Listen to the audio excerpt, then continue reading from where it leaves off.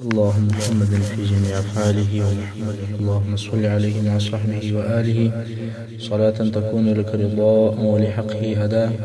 أما بعد، د رسول صلی الله علیه و آله وسلم د سیرت اتدیرشمه برخه. په تیره برخه کې مو د هغه قانون مادي بیانولې چې رسول صلی الله علیه وسلم په مدینه شریفه کې د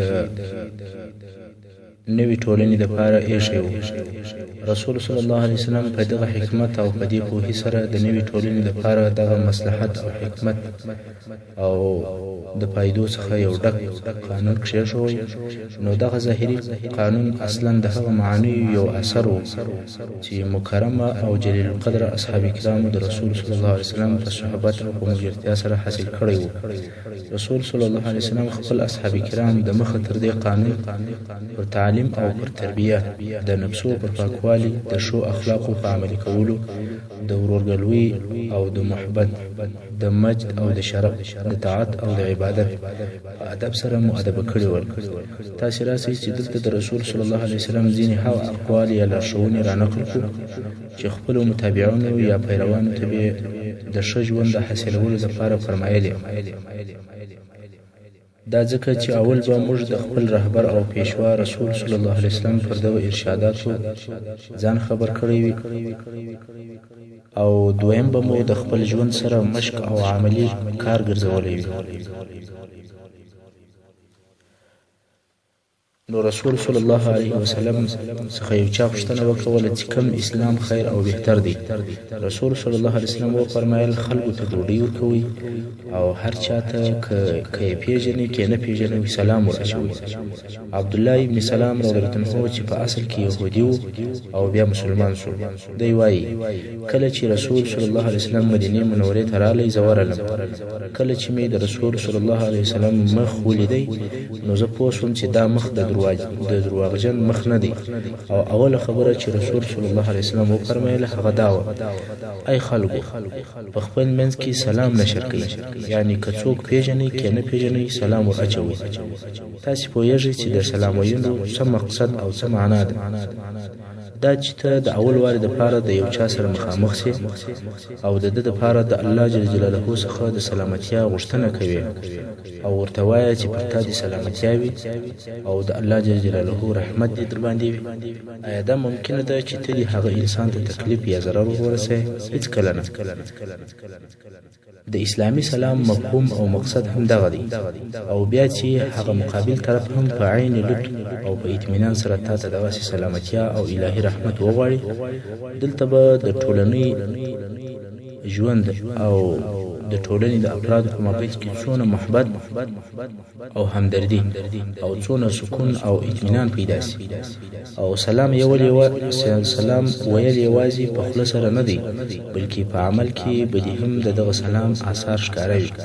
نو رسول صلی الله علیه وسلم وفرمایل: ایها الناس افشوا السلام، ای خلکو په خپلو منځو کې سلام نشر کړئ، واطعموا الطعام او خلکو ته ډوډۍ ورکوئ، وصلوا الارحام او د اقرباو سره دوستی او همدردي کوئ، وصلوا باللیل والناس نیام او د شپې چې خلک ویده وي تاسې لمونځ کوئ، تدخلوا الجنة بسلام، په سلامتیا سره به جنت ته داخل سئ.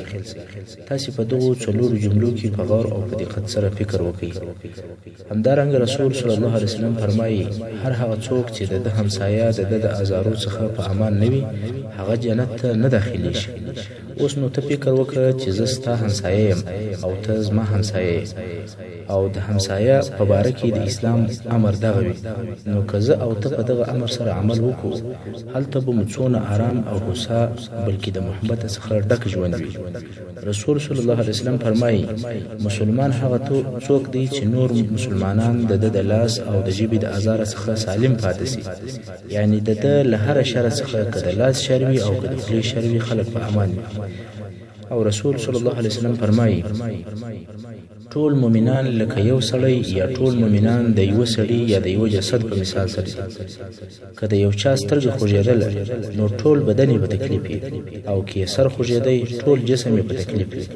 یعنی که په مسلمانانو کې یو سړي ته مشکل پیښ و، ټول مسلمانان باید ورسره په تکلیف سي او ټول د تکلیف د لرې کولو لپاره باید چې کوشش وکړي. او رسول صلی الله علیه وسلم فرمایي مؤمن د مؤمن لپاره داسې مثال لري لکه د دیواله خښتې چې یوه په بله سره ټینګېږي. او رسول صلی الله علیه وسلم فرمایي یو د بل سره بغض مه کوئ، حسد مه سره کوئ، دسیسې مه سره جوړوئ، بلکې د الله جل جلاله بندګان او د یو بل سره ورونه اوسئ. مسلمانانو ته دا نه ده روا چې د بل مسلمان ورور سره تر 3 ورځې زیاتې خبرې بندې کړي. او رسول صلی الله علیه وسلم فرمایي مسلمان د مسلمان ورور دی، نه ظلم ورسره کوي او نه دشمن ته تسلیموي. او هر هغه څوک چې د خپل ورور د حاجت په اجرا کولو کې کوشش وکړي، الله جل جلاله به د حاجت پوره کړي. او که چا د یو مسلمان یو تکلیف لري کوي، الله جل جلاله به د قیامت د ورځې د تکالیف څخه یو تکلیف د څخه لري کوي. که چا د یو مسلمان پرده وکړه، الله جل جلاله به د قیامت په ورځ د پرده وکړي. او رسول صلی الله علیه وسلم فرمایي پر هغه چا رحم وکړي چې په ځمکه کې دي، هغه څوک به در باندې ورحمیږي چې په اسمان کې دي. او رسول صلی الله علیه وسلم فرمایي هغه څوک مؤمن نه دی چې دی ځان مړوي او څنګ ته همسایه وژي. او رسول صلی الله علیه وسلم فرمایي مسلمان ته بد ویل فسق دی او جنگ ورسره کول کفر دی. او بل حدیث شریف کې رسول صلی الله علیه وسلم د لارې څخه د آزار د شي د لرې کولو مبارک لکه یو شیشه یا ډبره یا میخ یا د کیلې پوستکی او داسې نور دا صدقه بللې ده او د ایمان د حصو څخه یو حساب بللې ده. او رسول صلی الله علیه وسلم خلق د خیرات ورکولو ته تشویقول او د خیرات داسې فضایل ورته بیانول چې د خلکو په زړه کې خیرات خوښ وګرځي. رسول صلی الله علیه وسلم فرمایي صدقه او خیرات ګناهونه داسې پټوي لکه اوبه چې اور وژني. تاسې پوهیږئ چې صدقه خو رحم پر غریبانو دی. نو رسول صلی الله علیه وسلم فرمایي هر مسلمان که بل مسلمان ته د لسوالي په وخت کې کالی ورکړي، الله جل جلاله به د جنت کالی په واغوندي. او هر مسلمان که بل مسلمان ته د لوږې په وخت کې خوراک ورکړي، الله جل جلاله به د جنت د میوو څخه خواړه ورکړي. او هر مسلمان که تږي مسلمان ته اوبه ورکړي، الله به د رحیق مختوم شراب په وڅښي. رحیق مختوم د جنت خوندور شربت دی. رسول صلی الله علیه وسلم فرمایي خپل ځانونه د دوزخ د اور څخه وساتئ، که څه هم د نیمې خورما په خیراتولو سره وي. که خورما نه وه نو په ښه خوږه خبره سره، یعنی یو له بل سره پستې او خوږې خبرې کول، په دې سره هم سړی کولی شي چې د دوزخ د اور څخه ځان خلاص کړي. او پر دغه ټولو ارشاداتو سربیره رسول صلی الله علیه وسلم خلق و عفت او نه سوال کولو ته دعوتول، د صبر او قناعت فضایل یې ورته بیانول. او فرمایلی که چا فقر او سوال کوي د قیامت په ورځ به یې پر مخ وشي نه وي. البته ته د دې حکم څخه هغه سوالګر وتلی دی چې د ډیر ضرورت په وخت کې د چا څخه یو شی غواړي. رسول صلی الله علیه وسلم د دغو لارښوونو ترڅنګ خپل اصحاب کرام عباداتو او هغه اجر او ثوابو ته تشویقول چې د الله جل جلاله سره ول. په دغو لارښوونو او ارشاداتو سره رسول صلی الله علیه وسلم د خپلو اصحاب کرامو معنویات او مواهب دونه ورپورته کول چې د بشر په تاریخ کې پس له انبیا علیهم السلام څخه د کمال او هغه لوړې درجې ته دوی ورسېدل. عبدالله ابن مسعود رضی الله عنه وایي که څوک غواړي چې د یو چا متابعت وکړي او د هغه پر لار ورسره ولاړ شي، نو د هغه چا پر طریقه رهیسي چې هغه پر اسلام او پر سمه لار وفات سوی وي، ځکه ژوندي خلک د فتنې د اوښتلو څخه نه دي په امان. نو د رسول صلی الله علیه وسلم اصحاب د دې امت افضل انسانان ول، زړونه یې پاک ول، په علم کې عمیق ول، دنیوي کاروبار یې لږ ول. الله جل جلاله د خپل نبی د صحبت او د دین د اقامت لپاره اختیار کړي ول. د هغو فضیلت باید چې وپېژنو، د هغو د لارې متابعت باید چې وکړو، څومره چې مو په وسه پوره وي د هغو اخلاق او عادات باید اختیار کړو هغه پر مستقیمه لار باندې کړلي ول او بیا په خپل رسول صلی الله علیه وسلم د ټول امت قائد اعظم داسې ظاهري او معنوي کمالات درلودل داسې مجد او شرف یې درلودی داسې ښه اخلاق او ښه خویونه یې درلودل چې زړونه ورکشېدل او ځانونه ته قربانېدل چې و خبره نه و کړې نو صحابه کرامو به د هغې پر عمل کولو تلوار کوي د خیر په کارو کې رقابت او منافسه سره کوله نو رسول صلی الله علیه وسلم په دغه عالی اوصافو سره وکولای سوای چې په مدینه منوره کې یو نوې د مج او د شرف داسې ټولنه جوړه کړي چې په تاریخ کې مثل نه لیدل کېږي او د دغه نوې ټولنې د مشکلاتو د لرې کولو لپاره داسې حل پیدا کړي چې یو انسان په راحت سره ژوند پکې وکړي دا هم په داسې وخت کې چې د هغه وخت انسانان د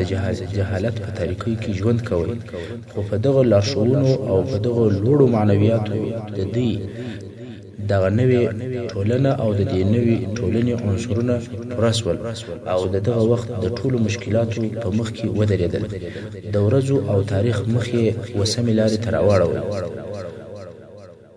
پس له هغه څخه چې رسول صلی الله علیه وسلم په مدینه منوره کې د نوې اسلامي ټولنې اساس ټینګ او مضبوط کړي د مسلمانانو په منځ کې عقیدوي سیاسي او نظامی وحدت راوستی نو یې دا ښه او غوره وبلل چې د غیر مسلمینو سره هم منظم علاقات ولري او د دې کار څخه مقصد دا و چې ټول بشریت په امن او سلام خیر او سعادت کې ژوند وکړي او دغه منطقه په یو اتحادي منظمه منطقه وګرځېږي هلته په هغه منطقه کې چې په تعصب او په نفاق سره ډکه وه د عفوې او بخښنې طریقه کښېښول شي لکه د مخکې چې مو درته وویل چې هغه غیر مسلمین چې په مدینه منوره کې پراته ول هغه یهود ول دغو یهودو که څه هم پټ په زړو کې د مسلمانانو سره عداوت درلودی مګر تر اوسه پورې هیڅ مقاومت او دښمني نه وه ښکاره کړې نو رسول صلی الله علیه وسلم د دغو یهودو سره هم یو خاصه معاهده ولیکله یا په بل عبارت د یهودو دپاره هم د دوی په خوښه او اتفاق سره یو قانون ولیکئ چې په هغه قانون کې یهودو ته دیني او مالی مطلق ازادي ورکړي او رسول صلی الله علیه وسلم د دوی دپاره د فرار کولو یا د مال د مصادر کولو یا د دښمنۍ هیڅ حساسیت نه و اختیار کړی او دغه قانون د هغه قانون ترڅنګ و چې په خپله د مسلمانانو ترمنځ لیکل سوی و چې د هغه قانون مهمې مادې مو درته بیان کړي او اوس به د یهودو سره د لیکل سوي قانون معاهدې هم یو څو ټکي درته بیان شي اول د بني عوف یهود د مسلمانانو سره یو امت دي د یهودو خپل دین دی او د مسلمانانو خپل دین د دوی مریان او د دوی ځانونه د دوی دي او په دوی پورې اړه او تعلق لري دویمه ماده یهود خپل خرڅ او مصرف کوي او مسلمانان خپل خرڅ او خپل مصرف کوي دریم یهود او مسلمانان به یو د بل مرسته د هغه چا په مقابل کې کوي چې د دوی سره جنگ کوي او یا پر دوی تجاوز او تیری کوي څلورمه ماده یو سړی د بل حالف په ګناه نه نیول کېږي او د مظلوم به مرسته کېږي پنځم تر کومه وخته چې مسلمانان په جنګ کې وي یهود د مسلمانانو ملګري دي شپږم که د دغه عهدنامې د خلکو په مابین کې یو داسې شخړه یا اختلاف پېښ شو چې د هغه څخه د شر او د فساد د پېښېدلو ویره موجوده وه هغه موضوع به الله او رسول الله ته محول کېږي یعنی د هغې موضوع فیصله به په الهي قانون سره کېږي اووم قریشو او هغو کسانو ته چې د قریشو نصرت کوي هغو ته به جوار نه ورکول کېږي اتم مسلمانان او یهود به یو د بل سره د هغه چا په مقابل کې مرسته کوي چې پر مدینه منوره حمله کوي او پر هر چا د هغه حیثیې ساتنه لازمه ده چې د دوی وطرف ته وي نم دغه عهدنامه بېله ظالمه او ګناهګاره بل څوک نه ماتوي یعنی هر چا که دغه عهدنامه ماته که هغه ظالم او آثم دی او جزا ورکول کېږي د دغه عهدنامې په لیکلو سره مدینه منوره او د هغې شاوخوا داسې وګرځېدل لکه یو وفاقي دولت یا فدرالي حکومت چې مرکز او پایتخت یې مدینه منوره بلل کېږي او دغه حکومت د دې قائد او رهبر رسول صلی الله علیه وسلم وو. حکم او اوامر په دغه حکومت کې د مسلمانانو دي. نو په دغه عهدنامه سره مدینه منوره د اسلام لپاره یو حقیقي او واقعي مرکز وګرځېدی او پایتخت یې مدینه شریفه وګرځېدله. او د دې لپاره چې د امن او د سلام منطقه نور هم پراخه سي، رسول صلی الله علیه وسلم په راتلونکي وختو کې د نور قبایلو سره هم د وخت د مراعات سره سم دغسې معاهدې او قوانین ولیکل چې په راتلونکي بحثو کې به پر خپل ځای درته بیان سي.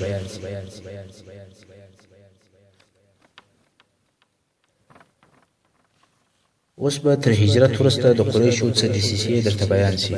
موږ مخکې هغه تکالیف او ازارونه درته بیان کړل چې د مکې مکرمې کفارو پر مسلمانانو تیرول، او د دوی هغه عملونه هم درته بیان کړل چې د هجرت په وخت کې د مسلمانانو سره وکړل، چې د هغو اعمالو په سبب د مکې مکرمې کفار د دې وړ وګرځېدل چې جنګ ورسره وسي او مالونه یې مصادره کړل سي. خو دوی پر هغه اعمالو سربیره بیا هم هغه خپل عداوت نه پرېښوی او د غفلت له خوبه سره نه سول راویښ، بلکې په دې ډېر خواشیني ول چې مسلمانان ولې د دوی د عذاب څخه خلاص ول او ولې په مدینه منوره کې د آرام ځای پیدا کړ. نو یا عبدالله ابن ابی ابن سلول ته هغه چې مشرک او د انصارو رئیس بلل کېدی، نو هغه ته خط راولېږئ او په خط کې ورته لیکلي ول تاسې زموږ سړي ته یعنې رسول صلی الله علیه وسلم ته ځای ورکړئ. موږ په الله سره قسم کوو چې یا به جنګ ورسره کوئ او د خپله ښاره څخه بېباسئ، یا موږ ټول پر تاسې باندې حمله کوو، تاسې به ووژنو او ښځې به مو بندیانې ونیسو. د دغه لیک په رسېدلو سره عبدالله ابن ابی اراده وکوله چې د مکې مکرمې د مشرکانو امر پر ځای کړي. دا ځکه یو خو د په خپله د رسول صلی الله علیه وسلم سره ذاتي حسد او عداوت درلودی، ځکه د دا فکر کوي چې رسول صلی الله علیه وسلم د ده باچهي د ده څخه اخیستې ده، چې مخکې مو بیان درته وشو چې که رسول صلی الله علیه وسلم نه وی راغلی د مدینې منورې اوس او خزرج قبیلو دی د ځان لپاره باچا ټاکئ. نو د دا خیال کوي چې رسول صلی الله علیه وسلم زما څخه باچهي اخیستې ده، او بل د قریشو د طرفه دغه امر هم ورته راغلی. عبدالرحمن ابن کعب رضی الله عنه وایي کله چې عبدالله ابن ابی او د ده بت پرستو ملګرو ته دا امر ورسېدی، نو خپل نفر یې د رسول صلی الله علیه وسلم د جنګ دپاره سره راټول کړل. رسول صلی الله علیه وسلم چې په دغه واقعه خبر شو نو ورغلی او ویې فرمایل د قریشو د جنګ وعدې دې حال ته ورسولاست؟ قریش دونه ضرر نشي در رسولی لکه دغه اوس چې تاسې خپله و خپلو ځانو ته ورسوئ. تاسې اوس غواړئ چې د خپلو ورونو او اولادو سره وجنګېږئ؟ هغو چې د رسول صلی الله علیه وسلم دغه خبرې واورېدې بیرته سره وپاشل شول، او عبدالله ابن ابی په دغه وخت کې د جنګ اراده پرېښوده. خو دا معلومه خبره ده چې دغه عبدالله همیشه د قریشو ملګری او طرفداره و. هر وخت چې به دا موقع په لاس ورغله چې مسلمانان او مشرکان په جنګ سره اخته کړي، ده به خپل ټول کوښښونه کول او په دغه کار کې یهودو هم د ده مرسته کوله. مګر هلته د حکیم نبی صلی الله علیه وسلم حکمتونه ول چې د دوی شر او شیطانت او د هغو ورونه هر وخت په پوره حکمت سره وروژل. په دغه وختو کې سعد ابن معاذ رضی الله عنه د عمرې د ادا کولو دپاره مکې مکرمې ته ولاړی، او هلته د پخواني شناخت او تعلق په سبب د امیه ابن خلف کور ته ورغلی، او بیا امیه ابن خلف ته وویل چې زما دپاره داسې فارغه وخت وګوره چې زه پر کعبه شریفه طواف وکړم. امیه هم د څاښت په وخت کې د طواف دپاره راویستی، خو په لار کې ابوجهل په مخه ورغلی. ابوجهل وویل یا ابا سفیان دا څوک در سره دی؟ هغه ورته وویل دا د اهل یثرب سعد ابن معاذ دی. ابوجهل و سعد رضی الله عنه ته وویل ګمان نه کوم چې په امن سره دې پر کعبه شریفه طواف وکړي، ځکه تاسې هغه د دینه وتلو خلکو ته ځای ورکړی دی او تاسې دا عزم کړی دی چې د هغو نصرت او کومک وکړي. په والله که دغه ابا سفیان نه وای نو خپل کور ته به سالم نه وای رسېدلی. سعد ابن معاذ په لوړ اواز ورته وویل په والله که تا زه د دې طواف څخه منع کړم، زه به تا د هغه شي څخه منع کړم چې هغه و تا ته تر دغه ډېر سخت تمامېږي. ستا تجارتي قافله خو پر مدینه شریفه تېرېږي. د مکې مکرمې کافر قریشو یوازې په دې سره کفایت ونه کوي چې د مدینې منورې و مشرکانو او منافقانو ته لیکونه ورولېږي، بلکې مهاجر مسلمانانو ته هم حال ورولېږئ چې تاسې په دې مخه تاوځئ چې یثرب ته ولاړاست او زموږ څخه خلاص واست. موږ به هلته پسې درسو او د خپلو کورو په مابینځ کې به مو نیست او نابود کړو. دغه خبرې یوازې تهدیدونه او وعدې نه وې، بلکې رسول صلی الله علیه وسلم ته د قریشو د خیانت او د شر د ارادې حالات معلوم ول. نو ځکه رسول صلی الله علیه وسلم او مسلمانان به شپې به په بیداغي او په پیرو او په غزمو سره تیرولې. امام مسلم د حضرت عائشہ رضی الله عنها څخه روایت کوي چې وایي د مدینه منورې په اول شپو کې به رسول صلی الله علیه وسلم د شپې ویښو. یو شپه یې وفرمایل کاشکې زما د اصحابو څخه یو صالح سړی نن شپه پر ما پیرو وکړي. وای موږ د الله سره ناسو چې د اسلحې شرنګي مو واورېدې. رسول صلی الله علیه وسلم وویل څوک یې؟ هغه وویل سعد ابن ابي وقاص رضی الله عنه. رسول صلی الله علیه وسلم ورته وویل د چیش لپاره راغلی؟ ده وویل زما په زړه کې پر رسول صلی الله علیه وسلم بیره راولېده، رالم چې پیره پر وکړم.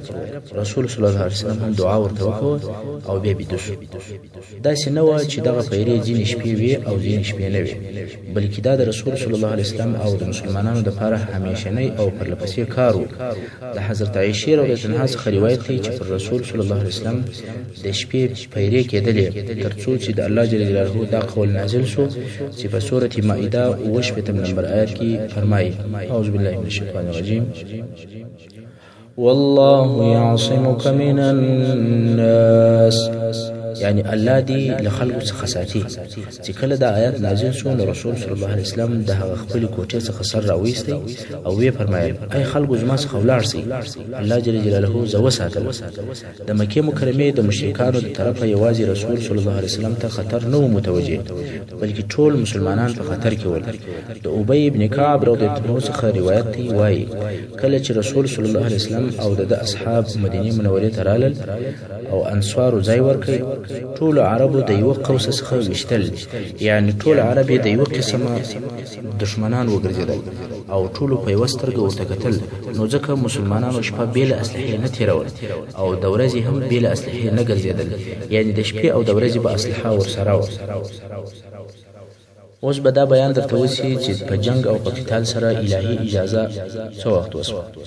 د دغه خطرناک حالاتو په جریان کې کوم چې په مدینه منوره کې د مسلمانانو وجود په خطر کې اچولی او د قریشو پر دغه حال دلالت کوي چې دوی هیڅ کله د غفلت د خوبه سره نه راویښیږي او د خپلو سرکشیو څخه لاس نه اخلي. الله جل جلاله مسلمانانو ته په جنګ کولو سره اجازه وکړه. دا فقط اجازه و، د جهاد د فرضیت آیات نه و، لکه الله جل جلاله چې اول دا آیات نازل کړي چې په سورة حج 9 نمبر آیات کې فرمایي اعوذ بالله من الشیطان الرجیم اذن للذین یقاتلون بأنهم ظلموا وإن الله على نصرهم لقدیر. هغه کسانو ته د جنگ اجازه ورکول سوه او ورکول سوې ده چې د دوی سره د کفارو د طرفه جنگ کیږي. دا هم په دې سبب چې پر دوی ظلم کیږي او بېشکه چې الله د دوی پر نصرت او کومک قادر دی. کله چې دغه د جنگ کولو اجازه نازله سوه په دغه وختو کې هغه یوازینی لوی او سرکشه قوت چې مسلمانانو ته متوجه وو هغه د قریشو قوت و. نو حکمت دا و چې مسلمانان خپله سیطره او تسلط پر هغو لارو قایم کړي چې پر هغه د مکې مکرمې څخه شام ته د قریشو تجارت او تجارتي قبیلې تیریږي. او رسول صلی الله علیه وسلم د دغو لارو د سیطرې دپاره دوه عمده کارونه او دوې عمده نقشې عملي کړي. اول دا چې رسول صلی الله علیه وسلم د هغو قبیلو سره چې د دغو لارو په شاوخوا پرتې وي یا د مدینې منورې څخه تر دغو لارو پورې پرتې وي د حل یا یو پر بل د نه تجاوز کولو معاهدې ولیکي، لکه څنګه چې د مخکې د یهودو سره دغسې معاهده لیکل سوې وه. دغه رنګه د مخه تر دې چې عسکري نشاط یا عسکري تحرکات او غزمې شروع سي د جوهینه د قبیلې سره داسې معاهده ولیکل سوه چې یو پر بل به تیری او تجاوز نه کوو. د جوهینه د قبیلې کورونه د مدینې منورې څخه 3 میله لیرې پراته ول. همدارنګه رسول صلی الله علیه وسلم د نورو قبیلو سره هم نورې د نه تجاوز کولو معاهدې د خپلو عسکري غزمو او د غشتو په ترڅ کې ولیکلې چې پر خپل وخت به درته بیان سي. او دویم مهم کار چې رسول صلی الله علیه وسلم دغه د قریشو تجارتي لارو ته پرلپسې معلوماتي ډلې لېږلې، نو د دغو دوو نقشو د عملي کولو دپاره په مسلمانانو کې عسکري نشاط او تحرکات شروع شول.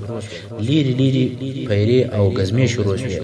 البته دغه کارونه پس له هغه الهي اجازې څخه ول چې د جنګ دپاره ورکول شوه. اوس به هغه غزاوي او سریې درته بیان سي چې د بدر تر غزا مخکې پیښ سوي، خو یوه شي ته ښه متوجه سئ. د سیرت یا د اسلامي تاریخ په کتابو کې هر هغه جنگ ته چې په خپل رسول صلی الله علیه وسلم هغه جنگ ته وتلی وي، که جنگ سوی وي که نه وي سوی، هغه ته غزا ویل کیږي. او هر هغه جنگ ته چې رسول صلی الله علیه وسلم نه وي وتلی بلکې د خپلو قومندانانو څخه یو څوک د یو ټولۍ سره لیږلی وي، هغه ته سریه ویل کیږي. اوس چې مسلمانانو په عسکري حرکت شروع وکړ، دغه حرکتونه فقط د هغه استطلاعاتو یا اخباراتو ګشتو یا ګزمو په شکل سره یو نمونه خلکو ته ښکاره کړه، یعنی د معلوماتو دپاره یو دورې او ګزمې وتلې.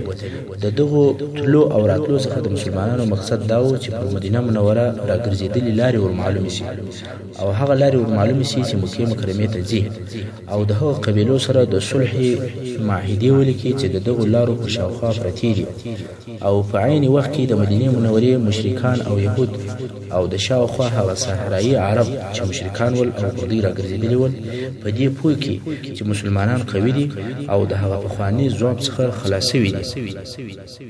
او په عین وخت کې قریشو ته هم یو اخطار ورکړي چې د غفلت د خوبه راویښ سي، او ممکن قریش په خپله د تجارت او د اقتصاد دغه خطر حس کړي او د صلح لار اختیار کړي. دغه قصد او اراده دوی پرېږدي چې د مدینې منورې مسلمانان د خپلو کورو په مابین کې وژني، او د هغه ضعیفه مسلمانانو چې په مکه مکرمه کې پاته دي د هغو ازارونه پرېږدي، او مسلمانان د خپل رسالت د رسولو دپاره په جزیرة العرب کې حر او آزاد پرېږدي. اوس به د دغه لیږل سوو سریو حالات په اختصار سره درته بیان سي.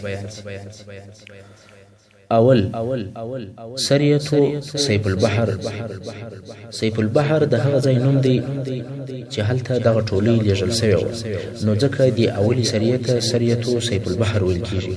د هجرت په اول کال د روژې په میاشت کې چې د 623 میلادي کال د مارچ د میاشتې سره برابره وه، رسول صلی الله علیه وسلم یو ټولۍ یا یو سریه جوړه کړه چې شمېر یې 30 نفره و، او ټول مهاجرین ول، او د دغه ټولۍ مشر یا قومندان سیدنا حمزه ابن عبدالمطلب رضی الله عنه چې د رسول صلی الله علیه وسلم اکا دی.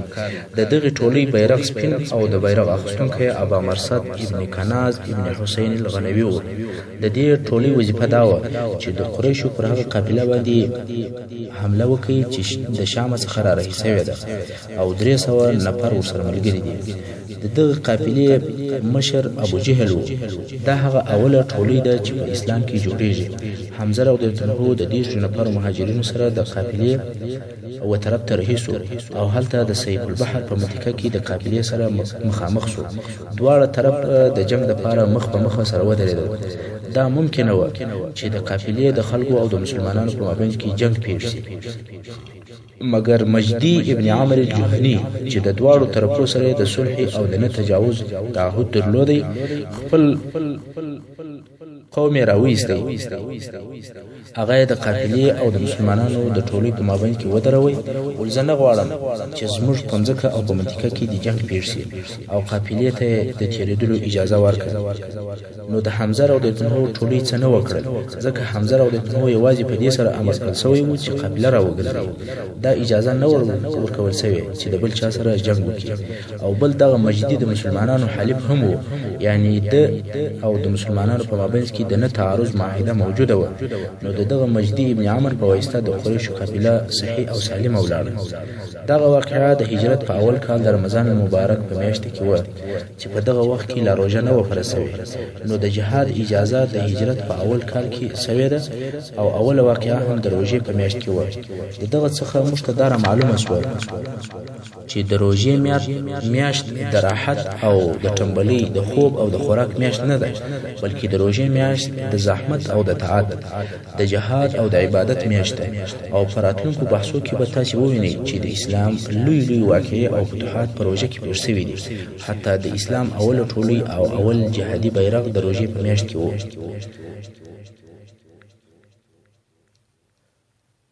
محترم اوریدونکو، څنګه چې وخت پای ته رسیږي نو د دویمې سریې او د نورو سریو د سیرت بیان به په راتلونکو برخو کې واورئ. وصلی الله تعالی علی خیر خلقه محمد و آله و اصحابه و اهل بیته اجمعین.